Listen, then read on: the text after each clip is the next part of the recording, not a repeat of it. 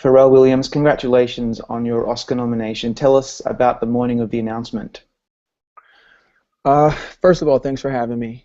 Second, the morning of the nomination, I was preparing for a small speech for Columbia over at Clear Channel. I was honored to be able to come in and speak on their behalf and introduce my song.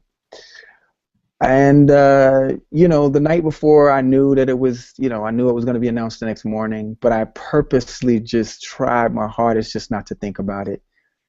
And I had that slight little question in my head, like, man, what's happening or whatever. And then I overheard one of my managers say, "Oh, they'll be announcing in like 30 minutes or whatever." So I was like, "Oh, okay, man, I'm not gonna think about this because I just didn't want to." And then I see, my phone is vibrating in my hand, and I see, my publicist's name, and I'm like, "Oh boy." So I pick it up, and she says to me, she said, "What's going on, Oscar nominee?" And I was like, "What?" She was like, "Yes," and she just bursted in laughter. And I looked at my team and I said, "Guys," and they were like, "What?" And they looked at me like, "What?" That kind of thing, as if they Yeah. already knew. And I was like, "Guys, we we got the nomination," and that was the last thing I said for about maybe 20 minutes outside of thank you and just really dazed look like. And so as the in those 20 minutes, people would come up and say, "Congratulations, blah blah blah blah blah blah blah blah blah." And I just remember the sound going from "Congratulations, and I'm just kind of like, That's awesome. because I didn't, I didn't, I did not expect it. I didn't know what to expect, and I was just so pleasantly surprised, and I just was, I wasn't, I didn't have so many words Yeah, I can imagine. at that particular moment. You're no stranger to awards, obviously. Speaking of awards, you're a big winner last weekend at the Grammys. Congratulations on winning Record of the Year with Daft Punk. That's an amazing, amazing achievement. That's like winning Best Picture as the equivalent. And it wasn't any old Grammy. You've been to the Grammys many times. You've won plenty of awards, but Record of the Year is special. Tell us about that really special night for you guys. Well, that was a special night for us because, everybody over at I Am Mother had just been grinding for so long. It's been about 2 years now, and we, you know, it's kind of like the lyrics of the song. All ends with beginnings. And I was, just the era was changing and time was changing, and I needed to, establish my identity. And really, at the end of the day, your identity really is supposed to be who you are, not what you look like.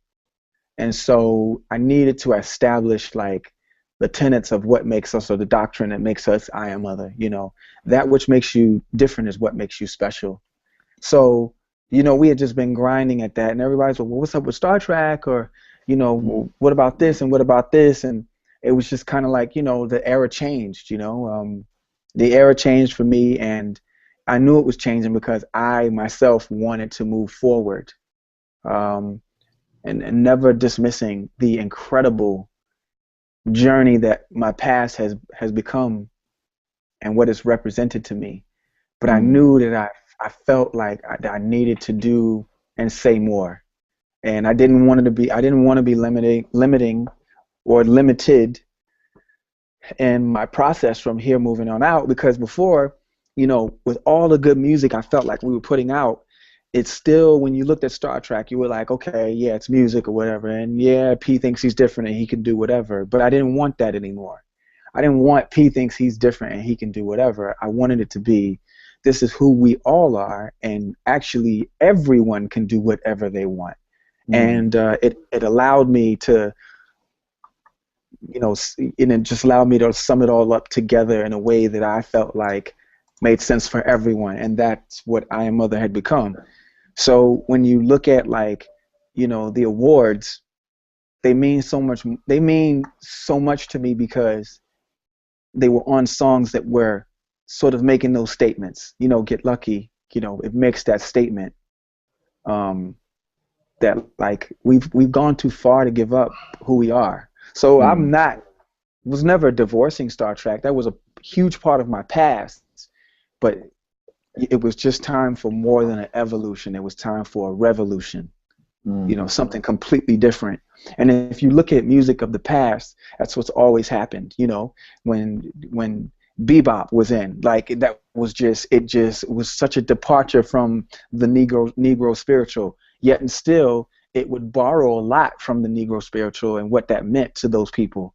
So it just continued to evolve. Swing, and then there was just these moments where society, time, and everything that society was doing and saying became a moment. Yeah. So these awards mean so much to me because they're so representative of what I perceive to be the shift. Yeah, I understand. Now, the song Happy is clearly, to me, about love, which is what makes you joyful, as a lyric state. Can't nothing bring me down, your love is too high. But what other things have made you happy to inspire you to write the lyrics for this song? You know what? When asked about the song, I always refer back to Chris Meledandri and Mike Knobloch over at Mike is at Universal, and Chris is, the head and, obviously the founder and owner of Illumination Animation Studios. He kept pushing me, and I learned a very valuable lesson about the ego and how and what the ego is. Your ego is the librarian in your mind that goes back and refers to experiences and where you deduce fact. So your ego is the librarian, and if the librarian is strutting, then it's super confident that it's right. It's like physics. Physics of 200 years ago are completely different than physics of right now, because they've learned that they were wrong in certain places. And sometimes, there's scientists that would jump out on a limb and go, what, da da da da da, because this one says da da da da da. But then, then someone, comes up with string theory, and all of a sudden it's a complete different game. And that's the way it was. That's the way it was for me. So when when he first said to me, and I can admit now that it was a conundrum at the time. Well, Gru, this guy that we've established as this really dark character who has a sick sense of humor, who's kind of funny, but he's a dark character. In this particular film, Pharrell, he's gonna be the same Gru, always aggravated, and you will laugh at his agitation, but he's loving of those children in such a way that he's now open to happiness for himself. And I'm like, well, how do you do that? Because the Gru that I know, the ego again, would never do that. He would never do this. He would never do that. He would never do this. So I'm thinking in the guise of how that would work, because I'm allowing my ego to take charge versus completely being open. And it took me 9 songs to get to that place. 9 different songs, and I'm gonna say maybe 60% of them I thought were like bangers. Like, but this would be so cool. And once again, I'm thinking about what I think Gru should or should not be able to do. So I put a limitation on myself. I thought about what I thought would be so cool for me to pull off in this film, so I could go like high five Kanye and like hug my wife and like all the people who have like, great taste that I admire, and walk past Wes Anderson and go, you know what I mean? But none of that worked, because that was the ego. That was my mind saying, well, based on all the information that we got and what we've deduced to be fact, here's the reason why, here's a spectrum that you can work from. And so it took getting to the 9th song where it just didn't work. And I was like, man, I got to this place where I was like in a slump creatively, because I'm like, well, these things I think feel good, but they're not working, and I've got to respect Chris because he knows what he's doing. I mean, he's been doing it since Ice Age and 20th Century Fox. Like, he knows what he's doing. So it was only when I hit that ground zero is when it was like, huh, so I need to write a song. How do I write a song about this guy being relentlessly happy? And I just asked myself, like, I know what that feels like. I've been there before. And and in the question was the answer. And that's where it came from. And It's I literally had to let everything go and uh, and just be open. So yes, uh, while I did write the song, I was driven to write that song. And I was driven by Chris Meledandri, and I was driven by Mike Knobloch. And I'll never forget that song. When we sent it, they weren't really sure because it was just so different in nature. And so I called Chris and I said, I know we just sent the song to everyone, and I know it's really different, but I'd like to challenge you to listen to this. It was a Friday, I'll never forget. Listen to the song on the way home, but do me a favor, listen to it twice, back to back. Don't hesitate. As soon as it's done, hit repeat. If you don't like it, then I won't hear from you.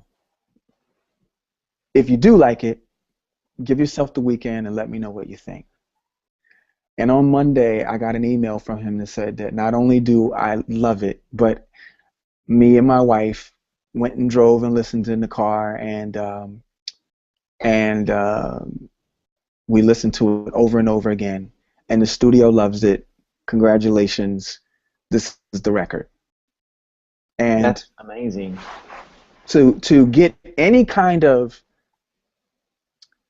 Academy acknowledgement beyond that whole experience of learning how to divorce the ego so that you could get to the oblivious.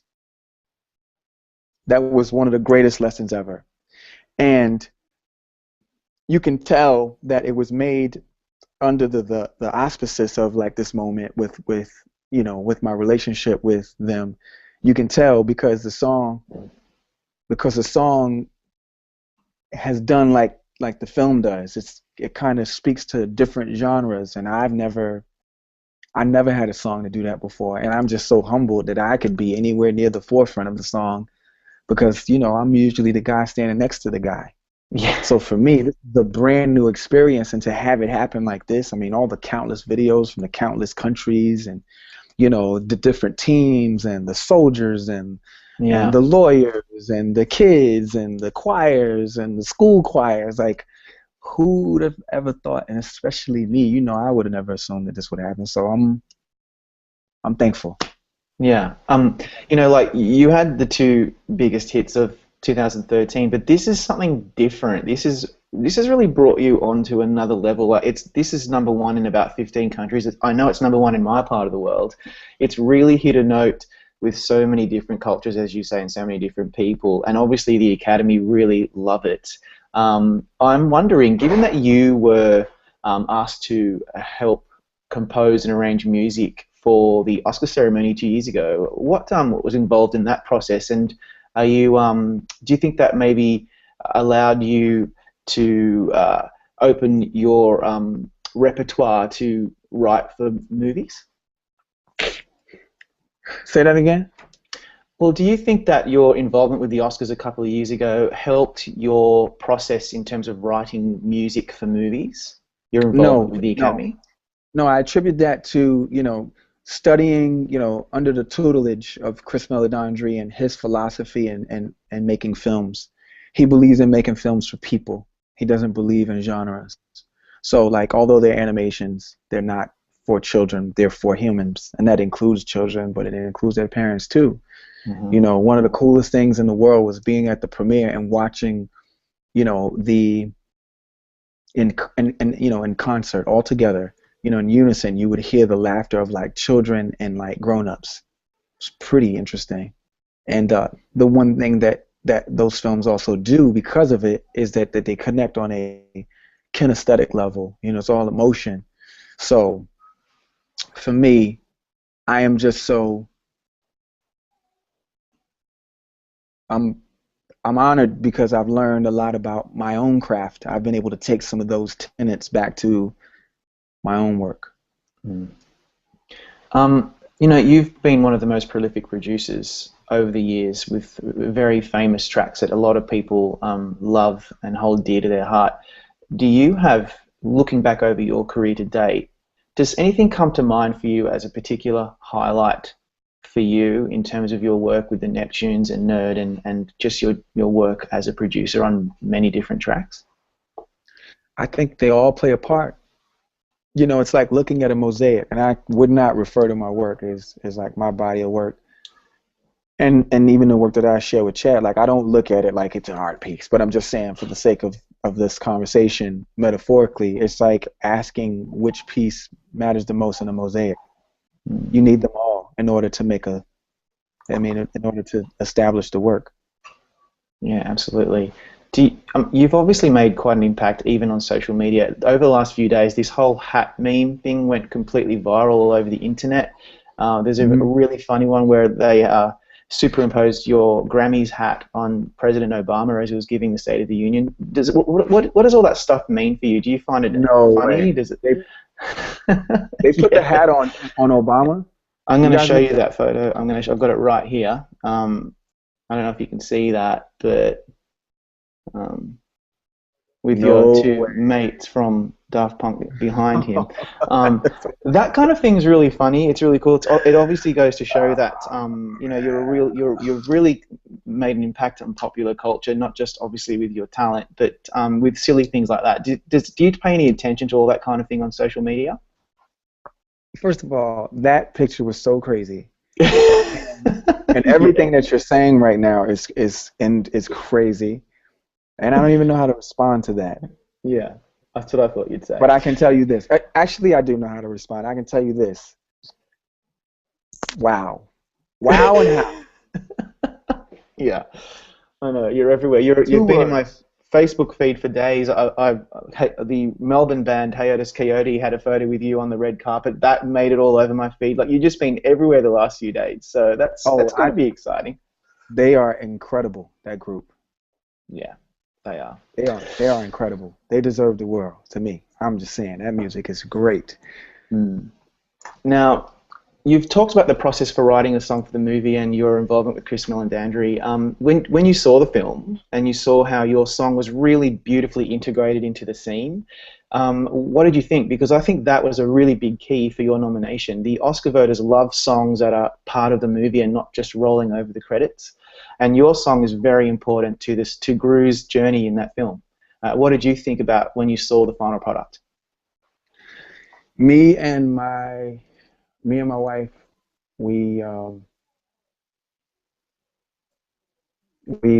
teary-eyed because it was just the hard work that was put into the moment. 9 times I tried to get that scene right with a song.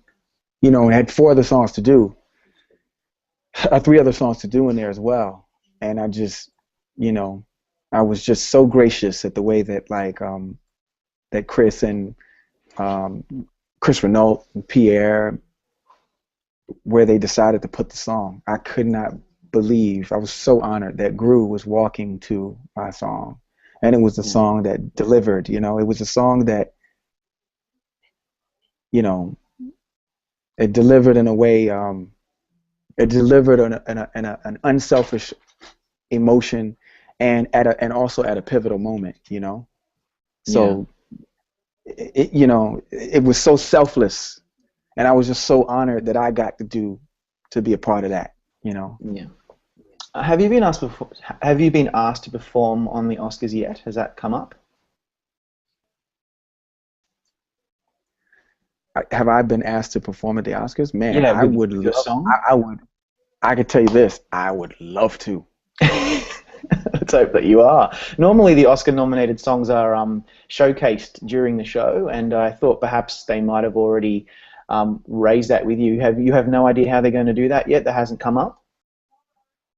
Well, how the Oscars are all going to play out, I don't know. Okay. But it would be an honor. Yeah. Well, let's hope they'll do that. And that'll be a great part of the show to see you performing this song. There are four other nominees. I don't know if you heard yesterday. One of the other nominees was disqualified. But so now you have three other songs that you're in this competition with. Do you know much about? I mean, you've got U2, you've got Robert Lopez and Kristen Anderson Lopez. They're Broadway legends. Some really great songs. Have you seen or heard much about them? I have purposely been just sort of working and, standing back. I don't want to give myself the anxiety, Yeah. They are all great songs, and they all deserve their nominations. And I could not be more, more thankful to be in the same category, to even be accepted, to be acknowledged by the Academy like this. Like, this was a dream. And I'm still pinching myself, and I can't believe we're sitting here talking about it. Like, it's pretty crazy, man. Yeah. And I really owe it to, like I said, it was a pivotal moment in the film. Like, I owe it to the directors and the producers of the film to put it in the place that they did, because they didn't have to do that. They could have put it anywhere, but they gave us that shot. And again, and another reason why I'm proud of it too, because the song's not about me. It just really isn't. It's about the description of what that must feel like, and that's awesome too. So much of the music that some of us make is so self-aggrandizing. It's about the self and or someone's desires. But this was a record that didn't have anything to do with that. This was just about trying to exemplify the awareness, the importance of the awareness of being happy. Because some people aren't even aware that they're not happy. Yeah, you're so right. though, but so when you recognize that and you can find your happiness within yourself, by the way, man, that's like a cool feeling. And I was so happy to be able to convey that. And man, such a gift for it to be placed in the in that part of the film. It brought a tear to my eye, because it was like, man, none of this is my doing. I kept getting poked and prodded to get it right. And with love, that's tough love to say, you know what, this is good, but it's not great. This is great, but it ain't incredible. It's not quite incredible. And you know what, we also need undeniable. Like, we need that. You need that. No one's the greatest like that. No one is. Mm-hmm. And I'm dealing with people who know that, and so they're willing to push me. And so, come on, so happy. Pharrell, thank you so much for your time today. No, of course, but it was a perfect way to end the interview. Thank you so much for your time. Good luck on Oscar night. I hope to see you on that stage. We all do, and good luck in that category. We think you stand a really good shot of actually taking home some hardware, so we'll see what happens. Listen, that would be crazy. And to there are other people that are watching this, right? Yes, there will be lots of people watching this, yeah. Okay, so to all the people who are watching this, just know that I only did the song. All of everything else is not my doing. So I thank you guys so much, because I know that on the other side of this song has been so much human activity, and it can be quantified on a simple level by saying, go and look at the views, because every one of those views is representative of another person that decided to press play. And I know they didn't have to do that. And that goes the same for radio. That goes the same for people who are making their videos. They decided to do something more than listen to the song and walk away. They did more. And so all of this activity that's happened around this song is the people. And it's your doing. And I just want to say thanks, because this is beyond humbling. I get to say I know what this feels like. So thank you to the people for doing this and putting this song where it's been and the trajectory that it's on. Thank you so much. Okay, I'm just